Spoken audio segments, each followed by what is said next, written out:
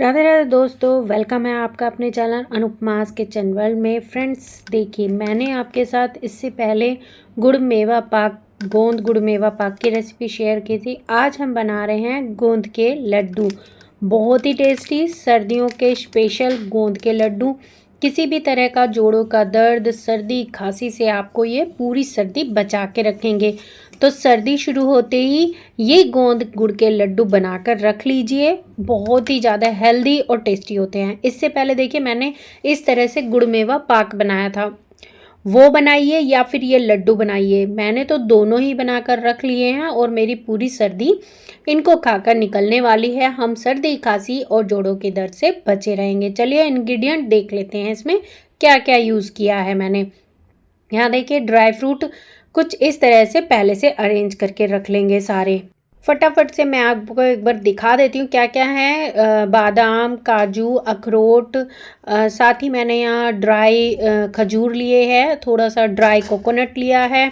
7 तरह के मैंने यहाँ पर सीड लिए हैं, pumpkin seed, watermelon seed, melon seed और सनफ्लावर सीड, खसखस, तिल, अलसी सीड और थोड़ा सा जायफल। सर्दियों में जायफल थोड़ा सा इस्तेमाल करेंगे ना अपनी किसी भी रेसिपी में तो बहुत अच्छा होता है। ये जोड़ों के दर्द और कमर दर्द से काफ़ी बचाव करता है, सर्दी खांसी से भी बचाता है। सारे ड्राई फ्रूट के ना मैंने यहाँ साइड पे मेंशन भी कर रखा है। अगर आपको इनकी मात्रा देखनी है तो आप डिस्क्रिप्शन बॉक्स में जाकर चेकआउट कर सकते हैं। कौन सी चीज़ मैंने कितनी ली है वहाँ पे सारा मेंशन किया हुआ है। तो सारे मैंने ना ड्राई खजूर को इस तरह से छोटे छोटे टुकड़ों में कट कर लिया है और गोले सूखे नारियल को भी इस तरह से छोटे छोटे टुकड़ों में कट करके ले लेंगे, ताकि जब हम इसको मिक्सी के जार में पीसें तो हमें कोई भी दिक्कत ना हो। तो और साथ ही मैंने यहाँ पर आधा कप गोंद लिया है, ये एडिबल गम जिसको बोलते हैं, जो कि हमारे कमर दर्द, बदन दर्द, जोड़ों के दर्द में बहुत ही ज़्यादा फायदेमंद होता है। साथ ही मैंने यहाँ कैल्शियम से भरपूर मखाने भी लिए हैं। तो ये हैं वो सारे इंग्रेडिएंट जो हम आज की रेसिपी में यूज़ करने वाले हैं। और इस रेसिपी को हम बनाने वाले हैं बेसन से। लड्डू वाला बेसन मैंने यहाँ पर लिया है, थोड़ा दरदरा सा होता है। आप चाहो तो इसे चने के आटे, रागी के आटे, गेहूं के आटे या फिर सूजी से भी इसको बना सकते हो। ये वाला इंग्रेडिएंट आप अपनी मर्जी से ले सकते हो, जिसमें भी आपको सुविधा लगे या जो भी आपके घर में खाना पसंद करते हो। मैंने यहाँ पर बेसन लिया है मोटा वाला, जो लड्डू में यूज़ होता है। तो सबसे पहले कढ़ाई गैस पर हमने रख लिया और उसमें डाल लिया है हमने देसी घी, 2 बड़े चम्मच लगभग। और बारी बारी हम अपने सारे ड्राई फ्रूट को रोस्ट करना स्टार्ट कर लेते हैं। सबसे पहले मैंने यहाँ पर काजू, बादाम और अखरोट को डाल लिया है। बादाम के चटकने तक हमें इनको अच्छे से रोस्ट कर लेना है। ध्यान रहे गैस का फ्लेम बिल्कुल मीडियम होना चाहिए, ना ही लो और ना ही ज़्यादा हाई, क्योंकि अगर आप इनको हाई फ्लेम पर करेंगे तो ये ऊपर से तो एकदम से जल जाएंगे और अंदर से इनमें नमी रह जाएगी, जिससे हमारी लड्डुओं की सेल्फ लाइफ ज़्यादा लंबी नहीं चलेगी। तो देखिए, बादाम अच्छे से चटकने तक हमने रोस्ट कर लिए हैं। अब बादाम के बाद मैंने यहाँ पर डाल दिए हैं मखाने। मखानों को भी इसी तरह से हल्का सा रोस्ट कर लेंगे। जब हाथों के बीच में क्रश करके देखेंगे अच्छे से ये क्रश हो रहे होंगे। ये देखिए, बादाम दिखा रही हूँ मैं, इस तरह से चटक जाते हैं, यही पहचान होती है अच्छे बादाम रोस्ट होने की। और मखाने को मैं इस तरह से हाथों से बीच में क्रश करके देखूंगी तो ये अच्छे से क्रश हो जाएंगे। इसका मतलब बादाम मखाने भी हमारे अच्छे से भुन गए हैं। सभी को अलग अलग ट्रांसफ़र कर लेंगे, क्योंकि हमें इन्हें बारी बारी अलग अलग ही पीसना है। इस वजह से मैंने इनको अलग अलग रखा है। किसी ड्राई फ्रूट को पीसने में ज़्यादा समय लगता है और कोई बहुत ही फटाफट से पीस जाता है, इस वजह से सभी को अलग अलग रखेंगे।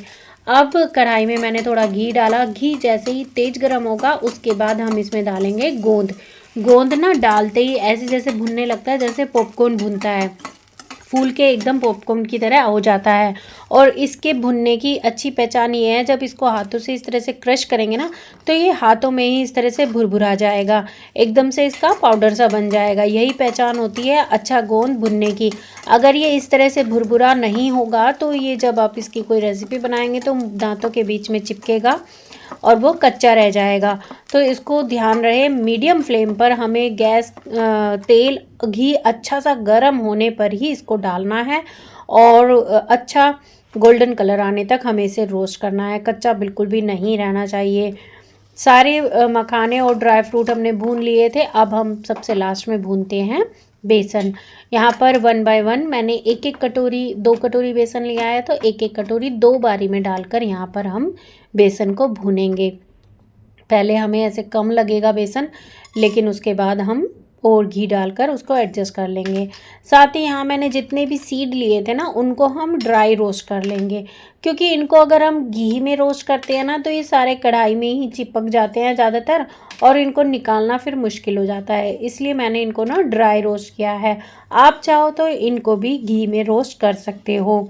मैंने यहाँ पर साइड में सारे 7 तरह के सीड लिए हैं, साइड में मेंशन कर रखे हैं, आप देख सकते हैं कौन कौन से लिए हैं। लगभग 2-2 टेबल स्पून मैंने सारे सीड लिए हैं। साथ ही मैंने खसखस को भी इसमें डाल लिया है। सभी को अच्छे से रोस्ट कर लेंगे और इनको एक प्लेट में ट्रांसफ़र करके ठंडा होने के लिए रख देंगे। जब ये ठंडे हो जाएंगे तब हम इनको पीस के बाद में यूज़ करेंगे। तो देखिए इधर बेसन की तरफ आ गए हैं हम। इनको अच्छा सा गोल्डन कलर आने तक हमें अपने बेसन को भून लेना है। घी अगर आपको कम लगे तो आप इसमें इस स्टेज पर घी और ऐड कर सकते हो। तब तक हमारा बेसन भुन रहा है। साइड में गैस का फ्लेम मैंने लो कर दिया है, अगर हाई रहेगा तो बेसन जल जाएगा। तब तक हम साइड बाय साइड यहाँ पर अपने ड्राई फ्रूट भी बारी बारी पीसते जाएंगे। काजू बादाम अखरोट पीस चुके हैं, इसके बाद मैं मखाने डालकर मखाने भून लूँगी। बारी बारी इस तरह से भुनते जाएंगे और उधर बेसन भी हमारा रोस्ट हो रहा है। बेसन को भी हम बीच बीच में चलाते जाएंगे। मैंने यहाँ पर गोंद को भी डाल दिया मिक्सर जार में, और इधर मैं बेसन की तरफ आ चुकी हूँ। बेसन को भी बिल्कुल भी छोड़ना नहीं है, वरना ये एकदम से तले में जाकर लग जाता है और जल जाता है, फिर इसका टेस्ट ख़राब हो जाता है। ऑलमोस्ट देखिए बेसन का कलर कितना चेंज हो चुका है, येलो सा था और अब एकदम गोल्डन कलर में आ गया है। इतनी ही स्टेज तक हमें अपने बेसन को भूनना था। एक पहचान ये भी होती है कि जब आप बेसन को भूनते हैं ना, पूरे घर में इतनी अच्छी भीनी भीनी सी बेसन के भुनने की महक आने लगती है, खुशबू आने लगती है कि पूरी किचन महक जाती है हमारी। तो देखिए बेसन भुन चुका है, इसको मैं अपनी बड़ी परात में मैंने ट्रांसफ़र कर लिया है। एक बैच भुन गया है, दूसरा बैच भी इसी तरह से घी डालकर मैं डालकर रोस्ट कर लूँगी। तो इस तरह से जब तक हमारा बेसन घी छोड़ने लगता है तब तक हमें उतनी स्टेज तक हम अपने बेसन को भूनना होता है। तो देखिए मैंने सेकंड बैच भी डाल लिया है और अब इसको भी हम इसी तरह से भून के तैयार कर लेंगे। तो देखिए ये कुछ इस तरह से मिक्स हो गया है, इसको साइड में रख देते हैं, गैस का फ्लेम कम करते हैं। और ये देखिए गोंद मैंने पीस ली थी बीच में ही, अब साथ ही इसके साथ मैं इसी जार में डालकर अच्छे से ग्राइंड कर लूँगी। तो यहाँ पर ड्राई फ्रूट ना आप अपनी मर्ज़ी से, आप दरदरा रखना चाहें, मोटे मोटे पीस रखना चाहें तो उसी हिसाब से इसको पीस लीजिएगा। अगर आपके बच्चे ज़्यादा मोटा मोटा नहीं खाना पसंद करते हैं तो आप बारीक पाउडर बना के भी सभी चीज़ों का ले सकते हो। सबसे लास्ट में मैंने यहाँ पर ड्राई कोकोनट और छुआरे को पीसा है, इसको हम एकदम अलग रखेंगे, क्योंकि आपने ध्यान दिया होगा हमने इधर गोले और खजूर को भूना नहीं है, अभी कच्चा ही है ये। तो अब बेसन भुनने के बाद इसी कढ़ाई में ना मैं थोड़ा सा घी डालकर अपने खजूर और जो सूखा नारियल है ना, एक प्लेट में मैंने रख रखा है, इसको हम बाद में थोड़ा सा घी डालकर भून लेंगे। और ये देखिए सेकंड बैच वाला बेसन भी हमारा भुन चुका है। इस तरह से जब आप स्पैचुला से टैप टैप करेंगे ना इसको, तो ये ना घी छोड़ने लगता है। ये भी एक अच्छा बेसन भुनने की पहचान होती है।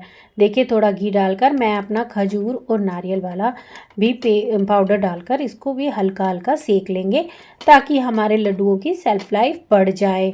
आप चाहो तो ऐसे भी यूज़ कर सकते हो, ये ड्राई ही होता है, इसमें ऐसा कुछ नहीं होता है, लेकिन थोड़ा सा इसमें हम चांस क्यों ले, तो इस वजह से मैंने इसको भी हल्का सा रोस्ट कर लिया है। रोस्ट करने के बाद ना इसका टेस्ट भी और ज़्यादा बढ़ जाता है।